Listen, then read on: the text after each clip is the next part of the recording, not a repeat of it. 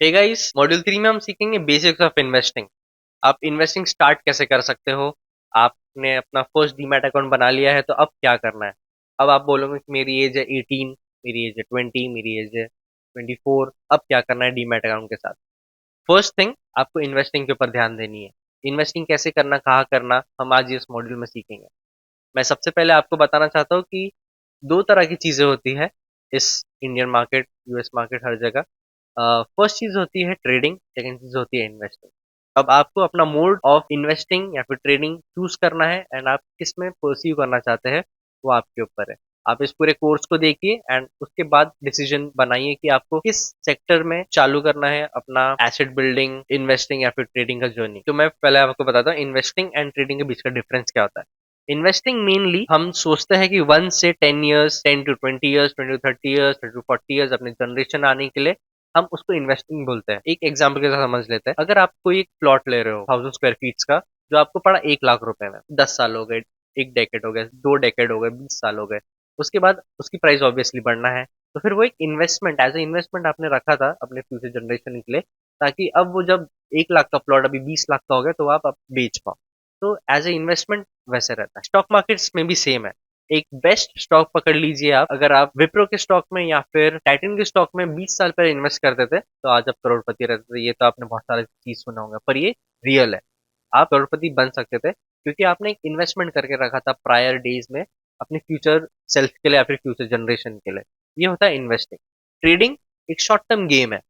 कैसा, अगर आपको ट्रेडिंग करना है तो फिर आप इंट्राडे ट्रेडिंग होती है। सबसे फर्स्ट जो सबसे छोटा ट्रेडिंग का फॉर्म होता है वो स्कैल्पिंग होता है।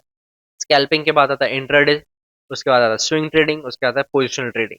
ये 4 टाइप होते हैं ट्रेडिंग के। तो इस सब में डिफरेंस क्या होता है। स्कैल्पिंग जो ट्रेडिंग होती है वो 5 to 10 मिनट्स के अंदर की ट्रेडिंग होती है, जो 5 मिनट में 10 मिनट में आप ट्रेड करके आप फिनिश कर देते हो।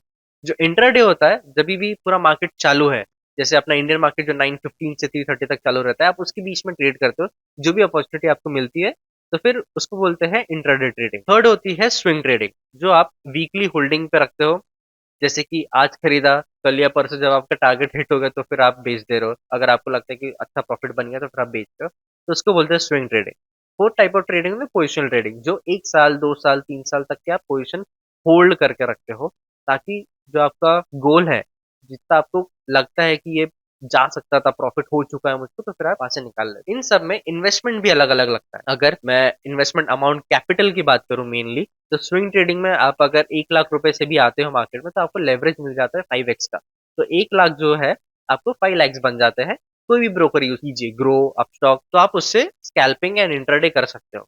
जब बात आती है डिलीवरी पोजिशंस की, तो आप वो 1 लाख का कैपिटल ना यूज करते हो, आपको मिनिमम तो भी 5 to 10 लाख का कैपिटल लगेगा अच्छा वेल्थ बिल्ड करने के लिए। स्विंग ट्रेडिंग आप कर रहे हो, एक वीक के लिए आप कोई पोजीशन होल्ड कर रहे हो, कोई भी एक वीक के लिए, 2 वीक के लिए आप पोजीशन होल्ड कर रहे हो, तो फिर आपको मिनिमम ऑफ 5 lakhs कैपिटल लगेगा, क्योंकि जो स्टॉक्स के प्राइस होते हैं उसके हिसाब से क्वांटिटी डिसाइड होती है, क्वांटिटी के हिसाब से आपका प्रॉफिट परसेंटेज डिसाइड होता है।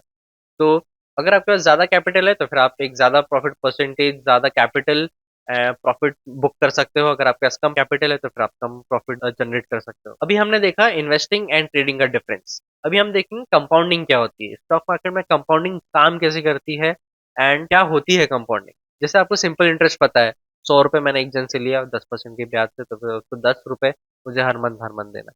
पर कंपाउंडिंग ऐसी नहीं होती। अगर मैं 100 रुपए लेता हूँ किसी से, तो मेरे को 10 रुपए फर्स्ट में, फिर सेकेंड मंथ में 10 रुपए पे 10%, 1 रुपए, यानी मुझको 11 रुपए देना है। फिर 11 रुपए पे 10%, तो मेरे को 1.1 रुपीज, यानी मेरे को 12.1 रुपीज उसको देना है। तो कंपाउंडिंग ऐसे काम करती है। तो स्टॉक मार्केट में भी कंपाउंडिंग काम करती है। कब, जब आप म्यूचुअल फंड्स में इन्वेस्ट करते हो या फिर आप एक एसआईपी या फिर लमसम प्लान पे जाते हो म्यूचुअल फंड्स में, तो आपके लिए कंपाउंडिंग काम करती है। मैं आपको एग्जांपल दे देता हूँ। जैसे कि मैं एक म्यूचुअल फंड एडवाइजर हूँ खुद, तो मुझको इन्वेस्टिंग, ट्रेडिंग एंड लोगों को मैनेज करना, ये मेरा काम है डेली बेसिस पर। तो कंपाउंडिंग क्या होती है, जब आप एक म्यूचुअल फंड में इन्वेस्ट करना चालू करते हो minimum of 5,000 rupees for 15 years, तो आपको 18% के सीएजीआर पे, कंपाउंडेड एनुअल ग्रोथ रिटर्न, जिसको हम बोलते हैं 18% के सीएजीआर पे, in the tenure of 15 years आपको 45 लाख रुपीस तक का प्रॉफिट हो सकता है। 45 लाख रुपीस की आप मैच्योरिटी अमाउंट उठा सकते हो। ये जादू होता है कंपाउंडिंग। मुझको लगता है जितना इन्फॉर्मेशन काफी है कंपाउंडिंग के ऊपर। एंड अगर आपको कुछ भी चीज चाहिए तो फिर आप हमारे इंस्टाग्राम पे जा सकते हो, वो उस पे 15 डेज का म्यूचुअल फंड सीरीज अपलोडेड है। सबसे फर्स्ट वीडियोस में जाएंगे तो आप उस म्यूचुअल फंड्स के बारे में और सीख सकते हो वहाँ पे। एंड किसी को भी और एडवाइस चाहिए, अगर लगता है कि एक म्यूचुअल फंड एडवाइजर मेरे साथ हैंड होल्ड करके मुझे इन्वेस्टिंग सिखाए, अगर मुझको बताए कि कहाँ पे इन्वेस्ट करना चाहिए, तो फिर आप मुझको डायरेक्टली कांटेक्ट कर सकते हो। मेरा जो नंबर एंड मेरे डिटेल्स एक पीडीएफ में हम पिन कर देंगे इस वीडियो के नीचे, आप मेरे को रीच आउट कर सकते हो। हम बात करेंगे कि म्यूचुअल फंड में ही आप अपना पोर्टफोलियो डाइवर्सिफाई कैसे कर पाए। क्या होता है, अगर आप सिर्फ टेक्नोलॉजी के फील्ड में इन्वेस्ट कर रहे हो तो फिर आप टेक्नोलॉजी का फील्ड हमेशा ही बूमिंग नहीं रहेगा, राइट। आपको डाइवर्सिफाई पोर्टफोलियो चाहिए, जैसे गोल्ड, सिल्वर, यूएस मार्केट में इन्वेस्ट किया आपने, इंडियन मार्केट में इन्वेस्ट किया, हाइब्रिड मोड में इन्वेस्ट किया। ऐसे बहुत सारी चीजें होती है जहाँ पे आप अपना पोर्टफोलियो शेयर कर सकते हो बहुत जगह। अपना जो 5,000 रुपीज का इन्वेस्टमेंट अगर आप एसआईपी करते हो पर मंथ की, तो आप 5 डिफरेंट जगह पे इन्वेस्ट करो, तो आपका जो पोर्टफोलियो डाइवर्सिफाई रहेगा। अगर कोई भी एक पार्ट भी नीचे जाता है तो फिर दूसरा पार्ट आपको कवर कर लेगा। Thank you, that is for this module. And next module में हम सीखने वाले हैं फंडामेंटल एनालिसिस कैसे करते हैं ऑन चार्ट्स।